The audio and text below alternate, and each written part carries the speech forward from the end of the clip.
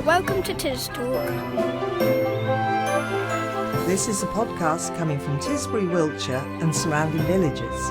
I'm Julianne Murphy. And I'm Mary Myers. It is the week beginning September the 9th. So, hello Julianne. Hello Mary.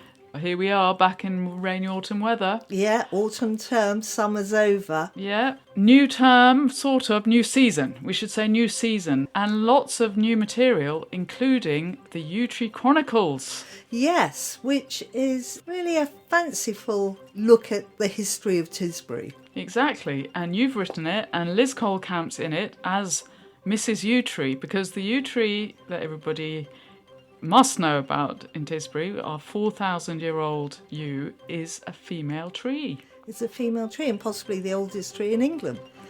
So you've written the brilliant script, and she it's starts. Very nice of you to say so, Mary. Oh, no, it is good. I was thinking I might not even admit to having written it, but beautifully read by Liz Coyle-Camp. So we start this week with the earliest bit of history that anyone knows about, which is the tribe that lived here before the Romans. Yes. And the other thing we've got for this week, we've got Holly Rumbold talking about the fete and how much they raised. And we've also got Chloe Williams-Wynne about her bike ride that she did for charity over the summer.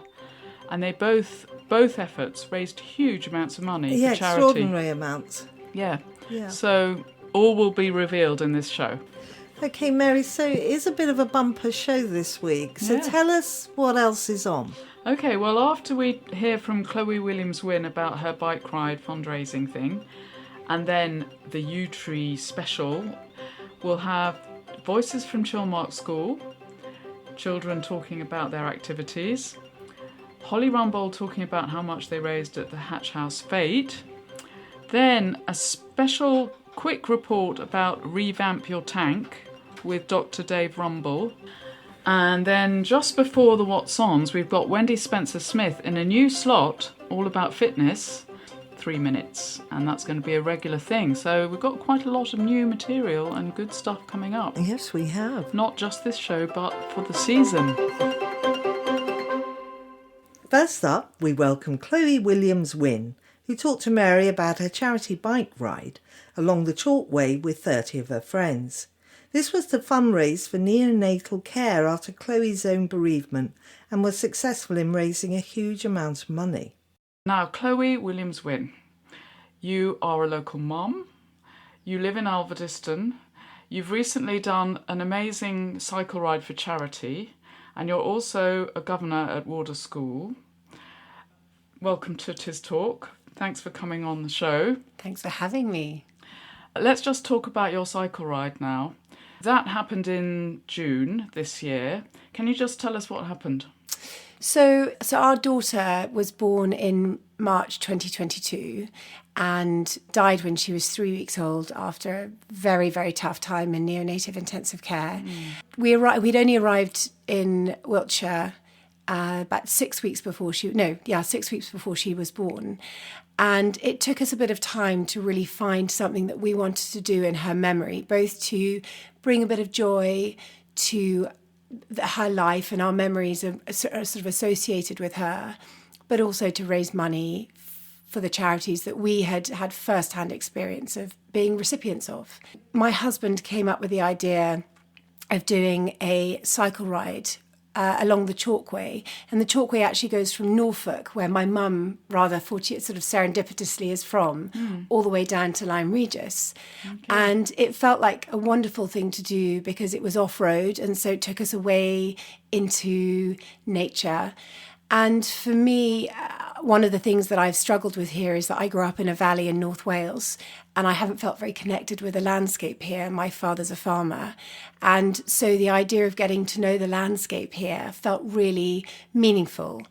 And we were incredibly lucky. Over 30 friends stuck their hands in the air. It was just about challenging enough. Well, it was definitely challenging enough to be a challenge, but not so challenging that people couldn't do it. So over 2 days, 30 of us cycled. We stopped overnight in Plush and stayed in various pubs. Okay. And we were supported by lots of family and friends and arrived in Lyme Regis to great fanfare from our support team, and Great. and all in one piece. Great. So you started from Tisbury and ended in Lyme Regis. How many miles is that? So it was calculated in kilometres, and I think it came in at about between 120 and 130, depending on how many times you went wrong. Okay, right. So it's a known cycle route. It is. It's not cycled very often because it's off-road. It's also got over 2,200 metres of vertical climb. So what makes this particularly challenging is not only the fact that it's off-road and that therefore quite difficult to cycle, but that there's a lot of uphill. Right. You don't realise how hilly Wiltshire and Dorset are until you try and cycle them. So it was really challenging in that way. And we were very blessed with the weather. It was warm, but not too breezy, but not hot. Fantastic. And you raised quite a lot of money, I understand. Yes, so at the moment, as a team, and I really want to stress that some members of the team in particular were utterly brilliant. We've raised, including gift aid and direct donations, we've raised well over £50,000. It's incredible. For 3 charities now. So if you could tell us quickly about the 3 charities. So 80% of the funds will go to what's now Cosmic Charity. It merged with an amazing charity called the Winnicott Foundation that was set up by a group of paediatric neonatal doctors and parents of premature babies. And they provide these life-saving incubators. And then there's Teddy's Wish that was set up by a friend of mine's sister whose son died when he was 3 months old from sudden infant death syndrome. And Teddy's Wish funds research into premature baby loss. And then Petals, who gave us some amazing counselling as a couple after Minnie died. So there's a great friend who I was actually at school with who lives over in East Noyle, Molly Swan, and then another mum from school, Kat Blackford, who has become a great friend, and she lives in Teffont. And then Chloe Luxton, she lives in Fovant. And it was just the most wonderful show of friendship and camaraderie, and it ensured that the experience leading up to the weekend, as well as the weekend itself, really was one of laughter, hilarity, goodwill, humour, sisterhood, all the things that sort of are really important in terms of holding me together in what has been a very emotional time as well. And actually all of our children started the cycle ride with us from Tisbury Station, and they did the first 2 minutes. So actually they got to be part of it just for a little bit as well. So Chloe, did you get support from local businesses? We were so lucky. The lovely ladies at Coffee Angels donated as many coffees at the beginning for the riders, which was so gratefully received and put a big smile on our face at the beginning. Yes. And Will at Hamoon Cycles in Shaftesbury supported us brilliantly in the run-up and serviced all of our bikes for free. Chloe, we have these fun questions now. What gets you up in the mornings? Apart from my alarm, currently my view. I love the view from our bedroom. Actually, one of our other questions is, what is your favourite local view? So, am I allowed to have 2? Of course, yes. So when you come over the drove from Anstey towards Alvediston, you know, the drove you can park at, and if you just look towards Alvediston, particularly on a frosty winter morning, that has moved me to tears. But also and I wonder if I chose Warder School because of this, as you're driving from Tisbury to Warder School, and you just turn round the corner as you're almost going to get to the school on the left, and you see the Nadder Valley, that has also moved me to tears. With the little railway bridge and then that lovely sheep field. And it's just so many trees. It's so bucolic and so beautiful. Those 2. Okay, now what about likes and dislikes about this area? I think Tisbury for me is the best of every kind of world. It's small enough to feel local, to have a tangible sense of community. And I think certainly as somebody who only arrived a couple of years ago, I already feel like I've got friends in all the sort of shops and post office and Fabulous. And so I think that's a huge asset. It's wonderful. Any dislikes about the area? No, I don't actually. What I've found hard is not feeling like I belong yet. But then I know that takes time. So it's not a dislike, it's a wanting to hurry time. Okay, fair enough. Now we asked people about their desert island disc, one disc. What would you take to a desert island? Favourite song?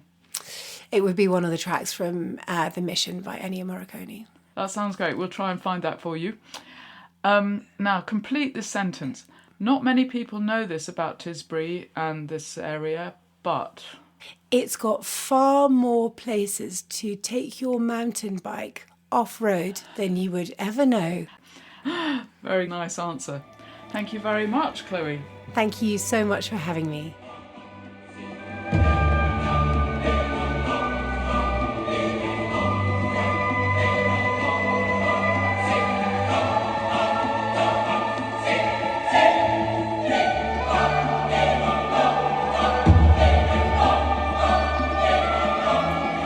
A short extract of Ennio Morricone's music from The Mission for Chloe Williams-Wynne.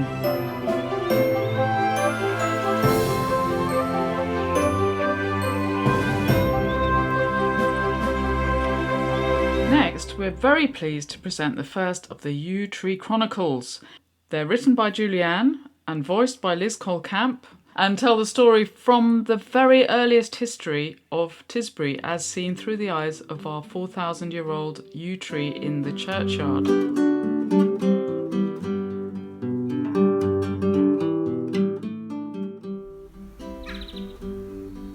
Did you know I am one of the oldest yew trees in all of Wiltshire, and perhaps all of England?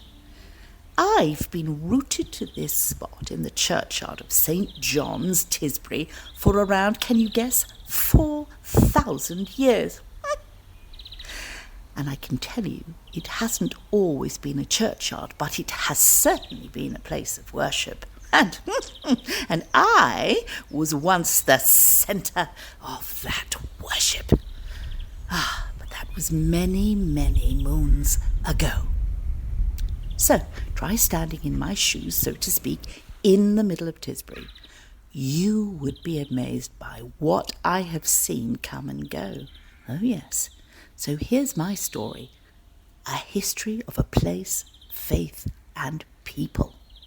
Sometime, long before this time, when nothing blocked my view of the river from where I stand, and meadows and woods actually stretched out on every side, I made the pleasant acquaintance of a small two-legged creature.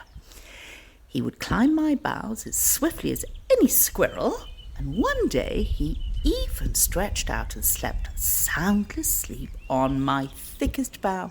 Yes, he would talk and jabber onto himself like all the two legs of that time, but it wasn't long before his hiding place was discovered, and bigger versions of him started to appear at all times of the day, until I began to realise I was of some importance to their lives. These strange, scraggly creatures were the Durotriches. At this point in my growth life, some would already call me old, because I had stood on this spot, for at least 1,000 years by then, and a very peaceful time it was. Anyway, at the point when this young two-legged was giving his parents the runaround, I had, of course, come across their sort over the preceding years. Oh, yes, the two legs, or people, as I learned they were called, were becoming more and more frequent. As time passed, as time tends to, these particular people, the Durotriches, became a little more numerous and a little bit more interested in me. And really, why wouldn't they? I am a splendid specimen now, if I don't say so, if not a little hollowed out, but in those days, in my youth, I was as magnificent a you as you. That was a joke, yes, never mind. Deep green, berry-laden in spring, lush, tall, and oh, so strong. I digress. What was I talking about? Yes, the Duro Tridges. Now, let me tell you what I learned about them. They were a funny old bunch, the tribes of Dorset, and of this part of Wiltshire. Once sometimes shy and retiring, the next thing skittish and somewhat paranoid about their neighbours, hence the hill forts. They didn't have a great deal to say for themselves, and they didn't enunciate properly. It took me, at least 200 years to work out what they were actually saying. And I have to add, it wasn't at all interesting. Anyhow, the Duro Tridges built castle ditches, and from where I stand, I could see them, and they could see me, and all of the land around what you would now know as Tisbury. So up there in Castle Ditches, they built their round houses made of wattle and daub inside the fortifications with 2 entrances, one on the east side and one on the west. Strong double ramparts enclosed the flat hilltop. Inside, you can imagine they felt secure, and although they went on the odd cattle raid, as did their neighbouring hill forts of Semley and Hod Hill and Hambledon Hill, life was generally peaceful for the Castle Ditches Duro Tridges. They were excellent farmers with livestock of every sort. They made bread from the oats, rye and wheat that they grew, as well as a good variety of vegetables. They hunted and gathered, coming down to the Nadder to fish for trout, and they were adept at collecting hazelnuts and mushrooms and sorrel and blackberries. They even kept bees and made honey, and they made beer, can you believe it, from barley, but no hops to flavour it, and that will come later in my story when the monks took up the hobby. So, for now, the Duro Tridges are flavouring their beer with locally found herbs, and by the looks of their rituals, very much looking like they're enjoying drinking it. As I am sure you can well imagine, I became more and more important to them. They recognised the mystery that surrounds any yew, but especially, if I might say so, the mystery surrounding me. Oh yes, I definitely stood out for them. I'll have you know that sacrifices were made, of which of course I had no use for, of nuts and berries and even cups of their precious beer, and priests and priestesses of the Druid persuasion would dance around my great trunk, chanting and singing, having a lovely time. I love these days, and there were many. I would long for gusts of wind to move my branches and drop my leaves to show my appreciation of their company. Unfortunately, more often than not, I just stood rock still and silently lapped up their love. Oh, happy days, happy. But change was coming, though, as is the way of life on this earth. New people would descend and force change on the poor old Duro Tridges. For my part, I enjoyed those years of being adored and cherished, growing in this valley of quiet beauty. Of course, I would still command respect and a certain devotion as the years marched on, but it would never be quite the same as what I experienced in my youth. My second millennium was coming. I would stand and watch and observe the strange ways of the different people that would descend on the place where the 2 rivers meet. Next time, I'll tell you about when the Romans arrive. The Yew Tree Chronicles.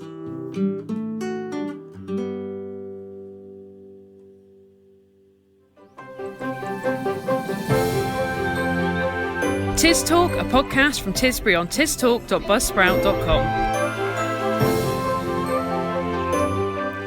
And Martin is down at Chilmark School listening to 4 of the children describe their day as caterers at the school. I'm at Chilmark School with 4 students who have been learning a new skill as catering assistants at the school. So can you tell me something about your job as a catering assistant? As a catering assistant, we have to serve food to children and give them lots of different options for them to choose at lunchtime. For example, on the puddings we might have cookies, cakes, jelly, yogurts, mousses, everything really. Oh, right. So you're actually doing a kind of job. Do you have to wear a uniform? Yeah, we have to wear like the hat so we don't get our hair in the food. We have to wear aprons. Oh, and is this for hygiene purposes? Yeah, it's for hygiene, just so nobody gets stomach bug or something like that. Oh, right. Okay. Did you enjoy this job? Yes, I do enjoy it. We sometimes, after we do it, we get puddings as a reward. So it's quite fun getting puddings up. So you can eat all the leftover food? Yeah. Okay. How do you find serving the younger children? Are some of them a bit naughty or? Yeah, so some kids that just, we say, just take 2 things, and they just like, oh, can I have this, this, this and this? Like, no, I'm sorry, you can only have 2 things. It's like, it's a bit annoying sometimes, but, you know. Oh, so you get to feel how your teachers might feel sometimes, Yes. trying to control the naughty children. So do you think this sort of experience might be useful for you later in life? Yeah. Yes? How do you think it might be useful? If you were ever to work in a restaurant or in a pub, for example, you'd know all the food hygiene and how to prepare the food and how to basically be safe around food to make sure your customers and people who you're serving it to are safe as well. Oh, right. Is there anything that you didn't like about the job? Anybody? We get less time to eat our own food than everybody else. Oh, well, that's the problem, isn't it? So you've got to gobble down your food to go and serve other people. Anybody else? Anything you didn't like about it?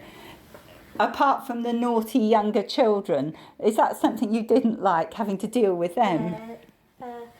Same with Nancy, just sometimes we miss some of our break because we have to eat all our lunch really quick. I mean, with the little kids, if something's ran out, because if they're the last to get their hot dinners, they get a bit upset because they really wanted that, but other children have had it, so you kind of have to deal with them and sort of explain to them that it's okay and that it'll be there another time. Oh, that sounds like a really hard job, but a good thing to experience, isn't it? Yes. Yeah, great. Thank you very much. That's absolutely super. That was good. Are you happy with that? Yeah. Follow us on Instagram at TisTalk Radio.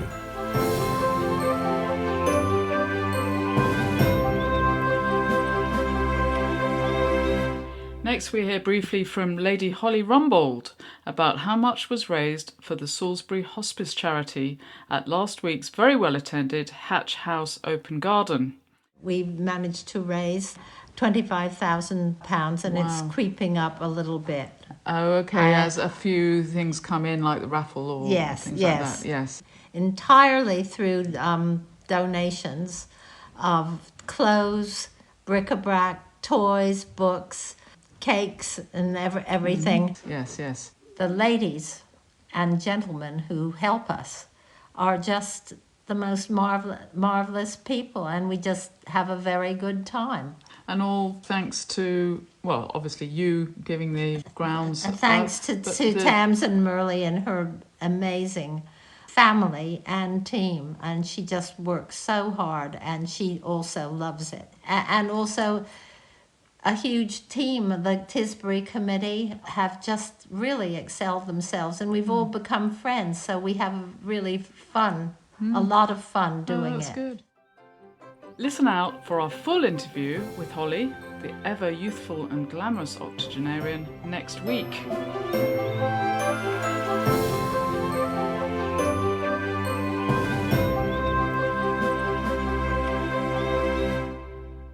Now Mary is at the Victoria Hall listening to a talk on Revamp Your Tank, something many locals on the Tisbury outskirts could find interesting.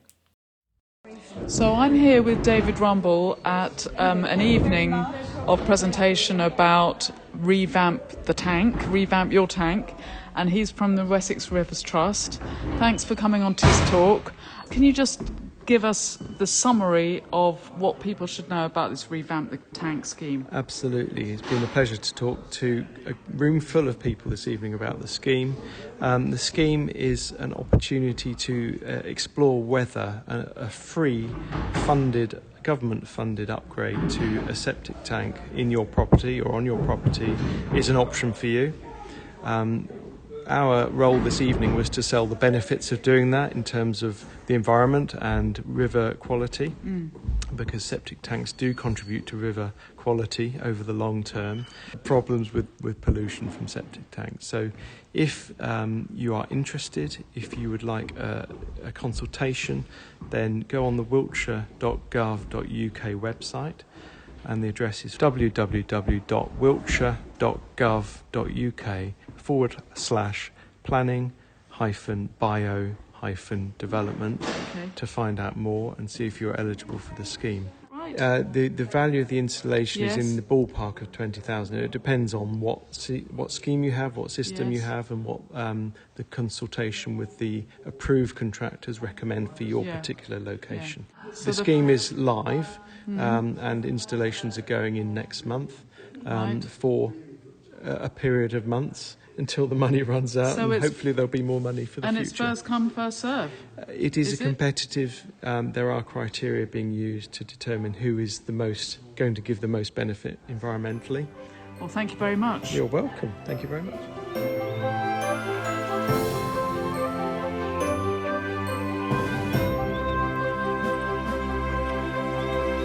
Wendy Spencer-Smith now with the first in a series of fitness tips. And this week, Wendy sets an easy 3-minute fitness challenge while your kettle boils. So hi there, this is Wendy Spencer-Smith, and here are my fitness tips for you to try this week. So this week I thought that we would have a challenge. So this morning I was boiling my kettle, and I realised that the kettle took approximately 3 minutes to boil. And I thought, well, what could we do with those 3 minutes as far as fitness is concerned? So I took a minute doing squats, a minute doing calf raises. That's when you rise up onto your tiptoes, your heels leave the ground, you rise up and then you lower back down to the ground again. And I did a minute worth of marching, and I thought, let's have a look and set this as a challenge and see what you can do in your 3 minutes when your kettle is boiling.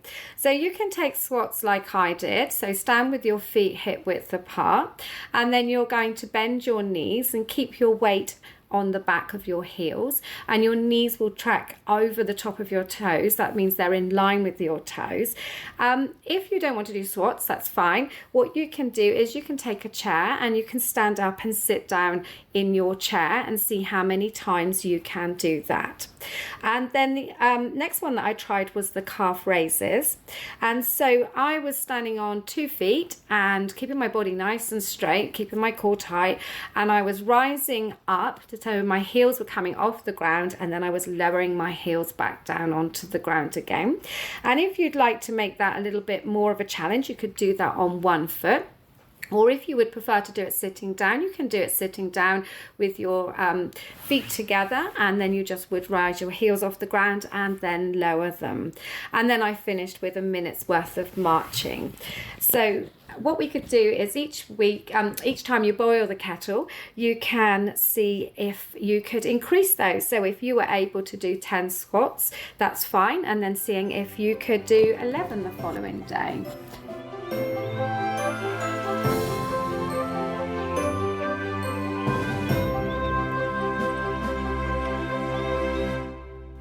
And then finally, Lal Pointer reads the What's On listings, including a quick notice from Jerry Mason about a special fundraiser this Saturday, the 14th. This week it's the big River Watch from the 6th to the 12th of September. The Rivers Trust is urging everyone to take part in a national survey of river health. So why not head down to the Nadder one day this week, spend 15 minutes observing and answer the questions in the survey on your smartphone. Download the free app called Big River Watch and take part in this citizen science effort. There is also a river sampling day with Tisbury Young Nature Watch on the Nadder in Teffont on Sunday the 15th. On Tuesday the 10th, Tisbury History Society talk is Artist's View of 19th Century Rural Britain. This is at 7:30 in the Hinton Hall for members and their guests. Contact Judith Hassey on Jude, OGUK, at btinternet.com for more information. Saturday the 14th, Ride and Stride Walkling Cycling Challenge is in aid of historic churches. Ring organiser John Dalton on 01747 871 047. Saturday the 14th of September at 7 p.m, Tis the Season fundraiser is going to be hosted by Coffee Angels at the Victoria Hall. There will be live music, a bar, barbecue, and raffle tickets are £10 and available in advance from Coffee Angels. Here's Jerry Mason to explain a little bit more about it. Fundraising Saturday the 14th of September at the Victoria Hall, 7:30. The bar will be open and we'll be happy to serve you drinks. Tickets are available from Coffee Angels, they're £10 each, or you can pay on the door. The hall does have a limit, I think, of about 120 people. We don't mind if there's people queuing outside to get in, we'll manage that, but get your tickets quickly and most of all come along and enjoy yourselves. And to reiterate, on Sunday the 15th, Young Nature Watch River Survey and Sampling event on the Nadder in Teffont is from 10 to 12 noon. For booking a space, please message youngtnhs@gmail.com. Go to tisburynaturalhistory.com for more details.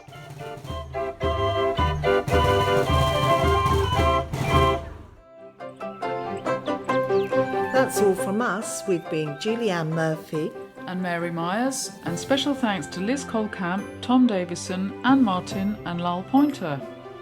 You can contact us on tistalkradio@gmail.com.